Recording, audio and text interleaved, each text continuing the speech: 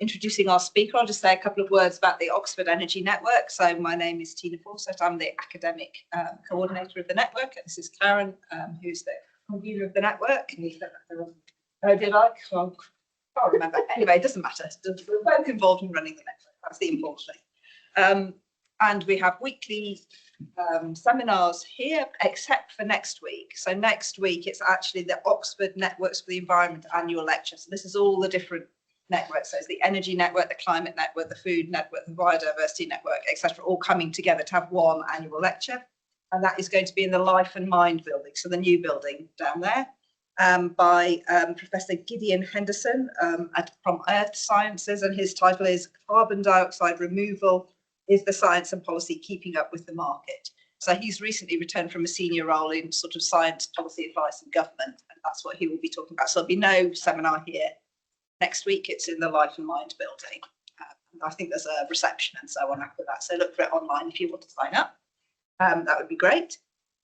Okay, so today we're very lucky to have Professor Moritz Lup, Senior Lecturer of Energy and Sustainability Management at the University of St. Gallen in Switzerland. He's actually visiting as an academic visitor for much of this year. So he's going to be around in the Environmental Change Institute and this building, and is very interested in looking for collaborations and sort of intellectual exchange across the university. So please do speak to him. As well as his research on energy and automotive industries, he's particularly looking at the economics of electric mobility. And he's also got another role in leading the Climate Solution Task Force at the University of St. Gallen, which sounds really interesting and like something we could learn from. So please, I'll hand over to you to introduce your speakers today. Thank you very much. Yeah, thank you for your nice introduction, and also thank you for having me and attending this seminar. Like you mentioned, I'm from the University of St. Gallen, so it's called a university, but basically we are a business school, so we have a very strong focus on business and economics. And that is also the idea for this lecture today, that I share a bit what we are doing in terms of research coming from this perspective. And the topic solar-powered mobility at zero costs and zero emissions, but more importantly, research on new business models leveraging the convergence of the energy and automotive industry. The objective of this seminar is threefold. So at least that is my plan. And I would suggest that I lay out this plan first. And if you want to stop me and discuss things, we can do that then. So first of all, I would really like to highlight the role of business models and the business model perspective. And I personally think that's a very useful perspective, and I would like to showcase that and try to take you along this journey. And I would specifically also outline two iconic business models that we started, and now we see a lot of companies being active in that field, developing new business models and moving beyond these two icons. So that is the first thing I would like to do.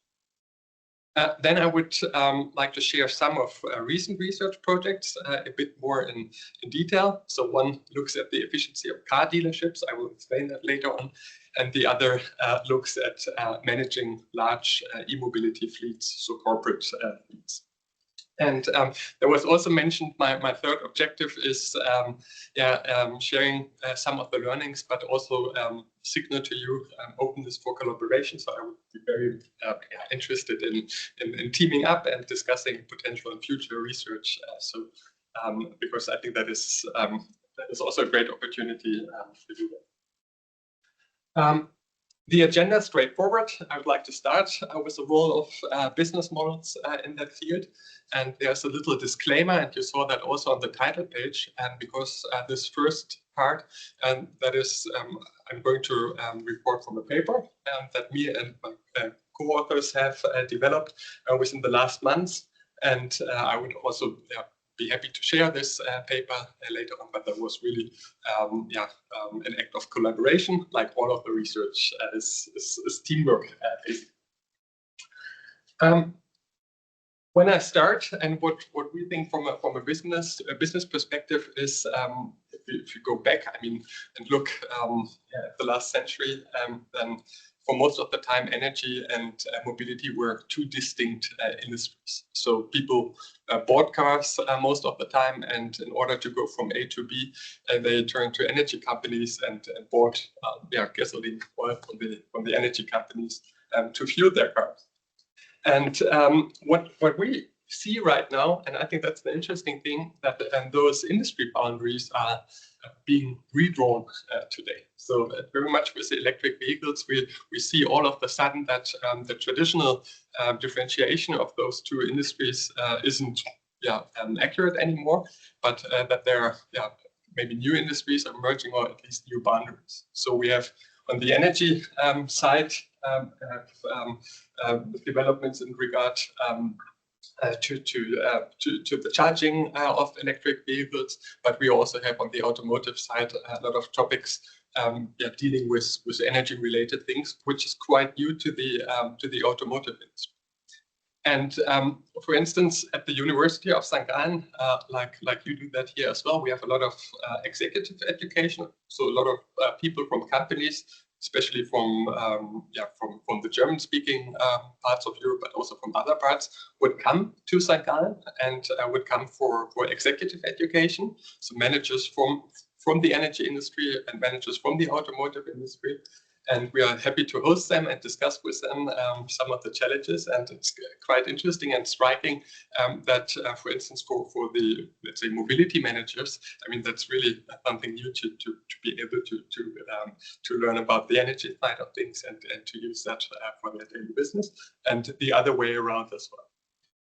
So that is what we see. And obviously, a lot of companies on the energy side, but also on the mobility side and also in between, are pretty active in that field. And they develop new offerings, new product bundles. And I just picked a couple of them, but I mean, obviously, there are so many. You see automotive companies offering chargers. For instance, Polestar, that's a company we're working quite closely with. And they're also entering into charging networks, but you also have on the energy side companies developing new offerings, also bringing the mobility part. And what I think is interesting from our business perspective, or from a business model perspective, is that when you look at those offerings, there's quite an interesting variance in terms of the business model that those companies are offering. And a business model or business models, that is a unit of analysis that we use quite a lot in business research. So their business models are combinations of patterns to important questions that a business is answering or trying to answer in regard to how to create and capture value. And that important aspects are, for instance, value propositions to customers. Also, important questions are what are the target customers basically, and what kind of value would companies propose those customers. Then the delivery configuration is an important aspect. So what kind of resources or capabilities do you need to actually fulfill those value propositions? How do you configure those resources and capabilities? And then obviously also how would you make money with that? So the monetization of all that. Does it pay? Do you earn enough money with the value proposition to pay also for the resources and capabilities that you need? And that is something. So the business models that we're very much interested in, and what we also see when we look at the convergence of the energy and mobility industry, that there are so many business models around there, and that it's interesting to differentiate those differences.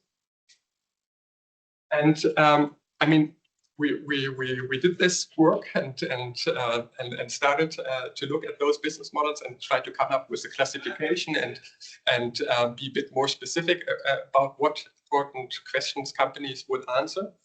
And then we thought that there are different dimensions that are really important to consider when looking at business models, and then when also trying to compare and to contrast business. And the first, and that is what we developed in this paper with my co-authors there, And the first question, or one of the first questions, obviously, is the electricity self-generated or is it purchased? So in other words, does the consumer have solar panels on their roof, or do they buy renewable energy from the market? So that is important.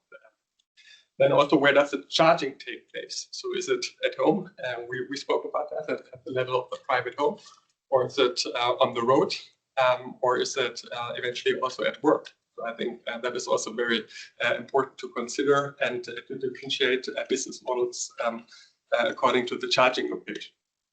Then what kind of charging mode is used? So is it instant or dumb charging? So you would plug in your electric vehicle, start with charging, or is there other forms of charging involved, unidirectional or even bidirectional charging?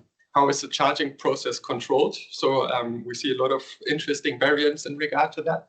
Is it the level of the car? So basically the car companies would like that. Is it at the level of the home, for instance, with the home energy management system? Maybe other players would like to do that. Or are there even other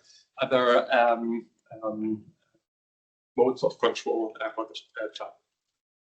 And then also in regard to the revenue model, which, as I already mentioned, is an important aspect of the business model, how does that work? Is it just pay per use, or is it more elaborated revenue models that we look at? And then, obviously, similar to the energy component, also to the level of the car, who owns the car? Is it privately owned, or is it a third party that is involved? And by looking at those questions, we came up with a map, and then we thought, oh, that's quite useful to look at the variance of the different business models that we see out there, and kind of using the map to identify basically map.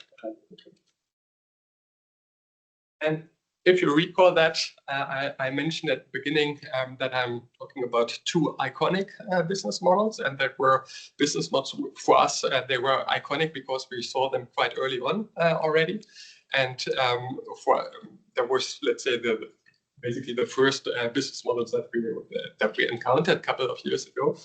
And one is the early electrifier business model, so for home charging with privately owned solar PV. And if you think of the map, you see here that, for instance, this specific business model would come with a very specific pattern of answering the different questions which I just asked. So, for instance, you try to do solar PV on your home. So you try to make energy. It's focusing on the charging location at home. So the early electrifiers, that was most of the time it was instant. That has changed, and most of the time also the car was privately owned. And what we saw in terms of the value proposition and in terms of the business model is that one of the central aspects of the value proposition is really to enable people who have their own energy system at home to use and to self-consume their own electricity, also for the charging, so to be prosumers, to produce and consume their electricity. And obviously also trying to use the different advantages out of that. So be self-sufficient, reduce CO2 emissions from that, but also reduce costs of charging. So it's a very specific type of value proposition that is in there and that we encountered within this very first iconic business. And obviously the offerings, you still see them today. Companies like a company which I visited 2 weeks ago in Memming, Alice Müller AG, but also many others providing everything what you need to have or to benefit from such a business. Another icon, or let's say the other icon which we encountered, is the charging at the filling station business model for charging on the road. And again, if I may draw your attention to this map, you can see that there's a different pattern. So basically, most of the electricity would be bought from the grid, and at the beginning, most of the time it was pay per use. The control was often on a charging point, and what is important, the charging location was on the road. And from a business model perspective, the value proposition is completely different. So it's you want to charge fast, and maybe as fast as compared to a combustion engine, and so all of a sudden you see that it really makes sense to differentiate those two business models, because not only the value proposition is different, not only eventually also the customers you're approaching, but also what you need from an energy economic standpoint with this way. And what we felt is, and also when we look at the broader discussions, that from time to time people would mix the different business models, and from a business model perspective, that is not what we would recommend. We would really recommend to control for that and to be very specific in regard to the business model that we look at. What we then also see is, and what we observe right now, that obviously many companies are moving beyond the different icons, and in very specific and very particular way. And for instance, here's one example of how companies even today are moving beyond, for instance, the charging at filling station business model. And that, for instance, relates the revenue model. So there's a quite interesting dynamics and also competition in terms of the revenue model and how the costs of charging on the road actually are. And the company which I just mentioned, I haven't mentioned that, but that's a company in Germany, so a regional charging provider. And that's a very interesting and competitive company in Bavaria. And they are teaming up with different retailers in terms of the revenue model and the charging price they are able to offer. They are very competitive at their way of being able to offer such.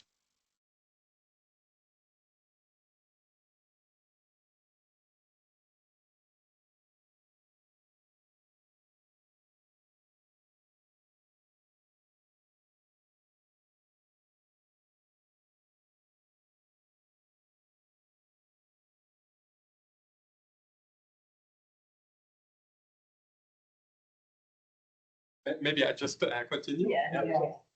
And the way they do that is they're really combining their costs of charging and teaming up with the retailers and integrate that also into the retail strategy of the retailers. They would be able to cross-finance some of the charging. And for us, from a business perspective, that's quite interesting to look at those nuances and really study that, and study also the variance in them. And so what you need then talk about electric mobility, but then we would be very specific in looking at that and looking at the charging at the filling station model, but we would very much have a very isolated focus on how the companies, how these particular companies or others would manage to bring the charging costs down, and others wouldn't be. So, but this focus really helps us to find very specific spots which we are interested in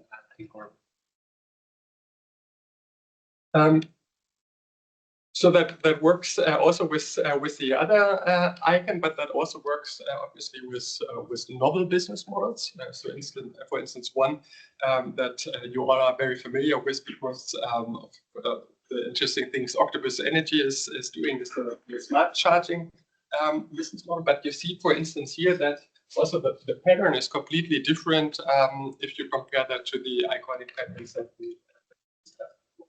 So, for instance, this is a business model or an offering that is provided by a company based in Cologne, Spot My Energy, very specifically designed also for the German market. And you see basically that they target the smart unidirectional home and combine that also with home and grid-based control. They have a very specific dynamic tariff and focus on private meter. Specifically for this smart charging, that is something that is, obviously that has gained a lot of interest. So we have a review paper there, really trying to also map what has been done by colleagues here at Oxford, but also beyond. And also trying to identify open spots and so basically you already get the idea of how we use this map as a tool basically for mapping our research. And I try to map some of the research projects that we have done and some of the papers. I mean, for instance, I mentioned this review for the smart charging at home. But you see that also for the other for some of the other research projects that they focus on very specific aspects in the business model. And we do that on our for our research. Like for instance, here this is a paper where we actually studied the prosumer's willingness to provide flexibility in a V2G setting. So basically, the question is, would people actually be ready to give away some of their flexibility to the grid, and what kind of return do they require from that? So we are very specifically focusing on that. But you see also that also for our bachelor and master students, we use this method. And so that is basically the first ambition, what I really try to advocate this business perspective and to highlight some of the interesting variants and the business model perspective as a tool for guiding me.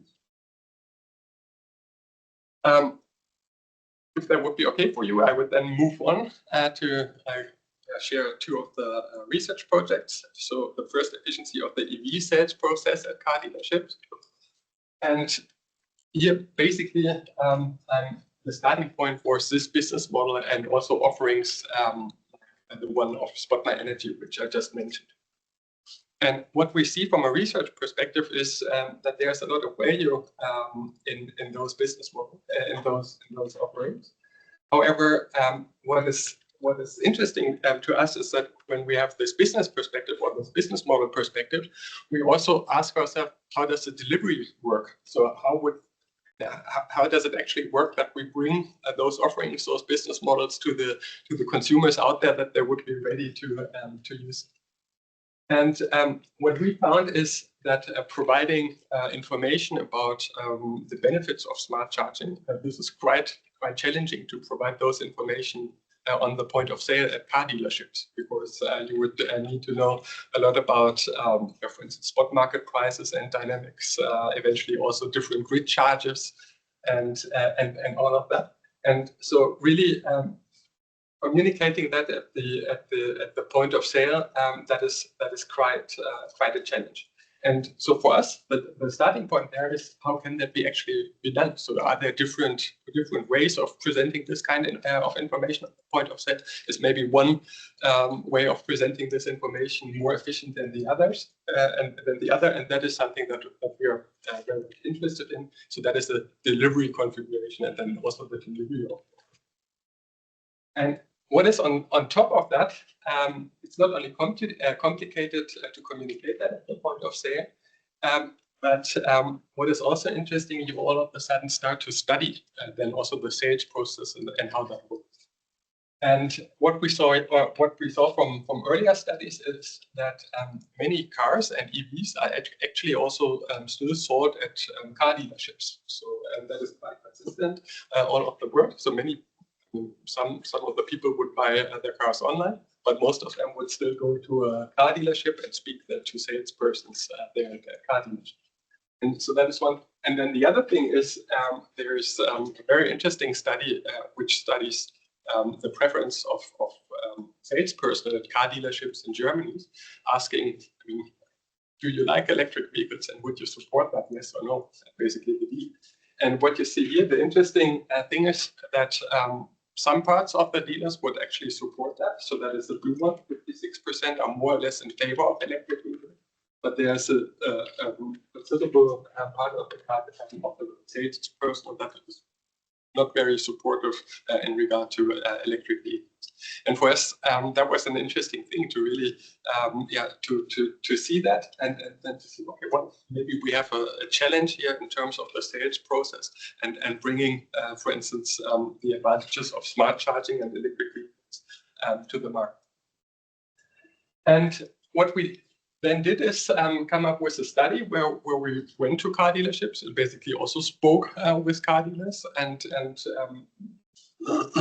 was how are electric vehicles and also the advantages of electric vehicles are actually most of the time communicated at car dealerships, and that is what we find there. So you have different cars and also EVs, and you have smaller display right next to that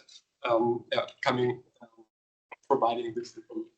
And then we were thinking that this little space to actually provide this kind of information, maybe that's not sufficient enough to explain everything what you want to explain in regard to the advantages of smart charging.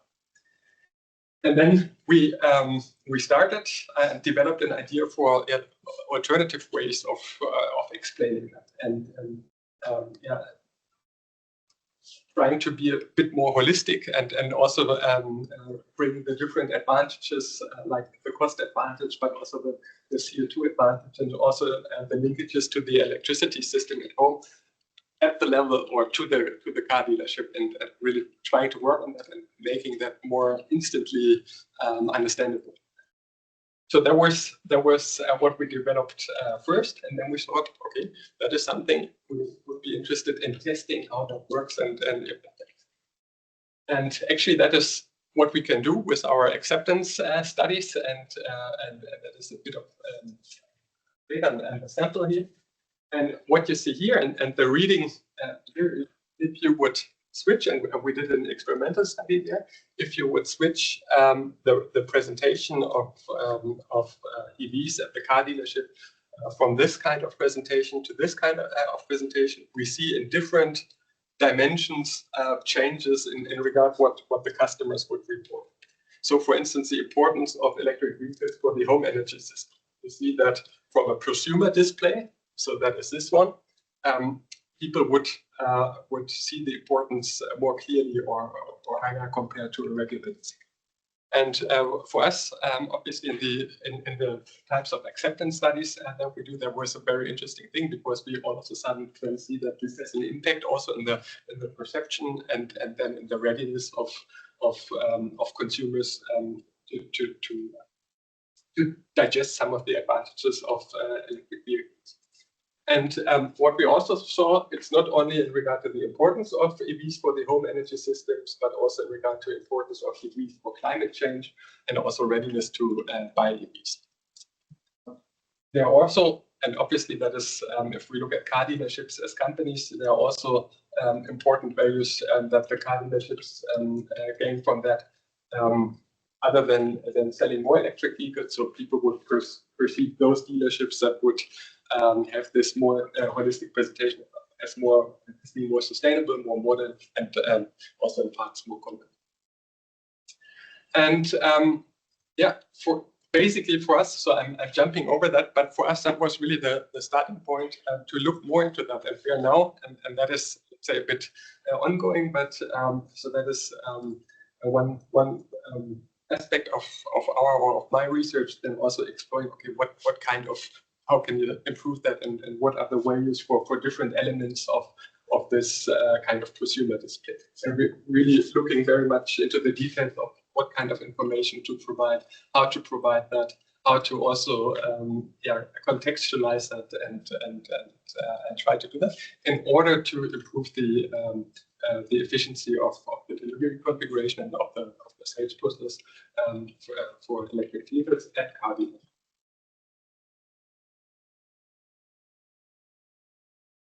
What we also do is, because I mentioned that, so we saw that it's not only the presentation to customers that needs to be improved, but also educating and providing more detailed information also to the sales personnel at car dealerships. And that really links also back to what I mentioned earlier. So the convergence of the mobility and automotive and energy industry is really also a challenge for the salespeople there, and providing more help and more support there is something that we are developing and that we are studying how we can do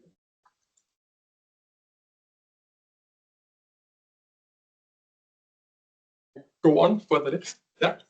Okay. So the second research project, which I would showcase in importance. Again, you see this map which we use and where to allocate it, and that's really focusing on the charging at work. And we're working together there with AMAG Group, which is an automotive company, but also with a very strong energy unit in Switzerland. And we are very much interested in the monetization part of the business model. So how to actually make money by managing a large electric mobility fleet. And the idea there basically is that we could use a large electric fleet basically as a battery, and use some of the values, for instance, provide ancillary services to the grid, but eventually also use the charging and manage that in a way that the charging costs are low. And obviously we are aware of the regulatory challenges that we have on the local levels. In Switzerland works does not necessarily work in the same way in Germany or the UK, but that is very much the starting point. And the question there is, can we use, or can we, similar to a battery, can we use a large electricity fleet as and use that and utilize some of the economic potential. And I think the interesting thing for us is that if we compare and contrast a large mobility fleet with a battery, I think a large mobility fleet is less coherent in terms of the technology. So you have different cars, a different technology mix, and you also have firm-specific behavior. And for us, that is the interesting thing, how those specifics would affect an optimization and also then the potential. And just to give you an example, what is in there in this specific data set, so it's 1,500 cars and the mobility fleet, and there are different subunits of cars that are within that fleet. And for instance, there's one subunit of 100 ID buses for use by installers, and obviously these ID buses have a very specific technological profile also in terms of charging. But what is also interesting is that the installers have a very specific behavior in using their electric fleet. And so that is just one interesting subunit there. The other one that is company cars by Coca-Cola in Switzerland, 177 Skoda.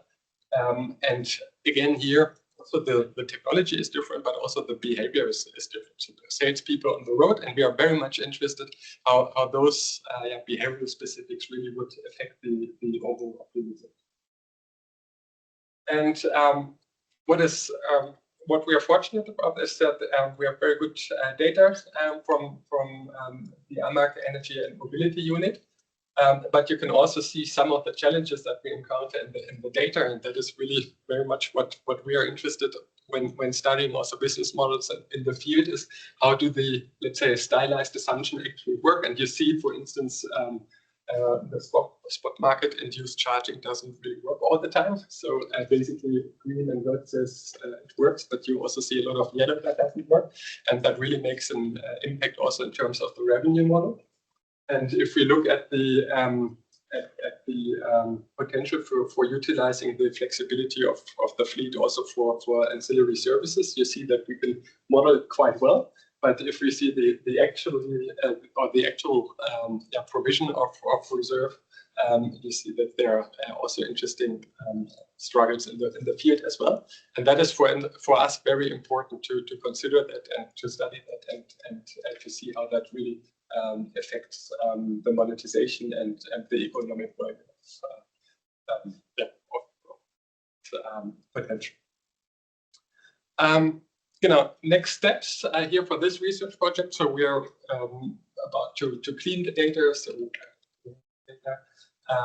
and we're working on that. And that is also something, if you would be interested in teaming up and working on that project, I mean, we'd be more than happy to do this. Let me wrap up with one slide. So the learning, I think, from our research, the business model perspective is quite useful in mapping different company offerings there. Topics, I think I shared a couple of them. Why important? I think this variance really has an impact of businesses are able to attract consumers and then also make an impact on the energy transition. And I think that studying business models and trying to improve business models, or at least developing recommendations of how to improve business model, can be interesting aspect. Within business model research, the delivery configuration is important. So not only having the value proposition, but also paying attention of how that is brought to the market and how, for instance, sales process works. And I provided this example of the car dealership and how to make that more efficient. And from a business model perspective, this delivery configuration is really a salient aspect. And then the last research project, which I just mentioned, the monetization, so how to actually make money, not on a conceptual basis, but in the field. And that is also an important aspect to study, and for that also considering the regulatory boundaries, but also the challenges that you encounter in practice are also. Is that? Thank you very much.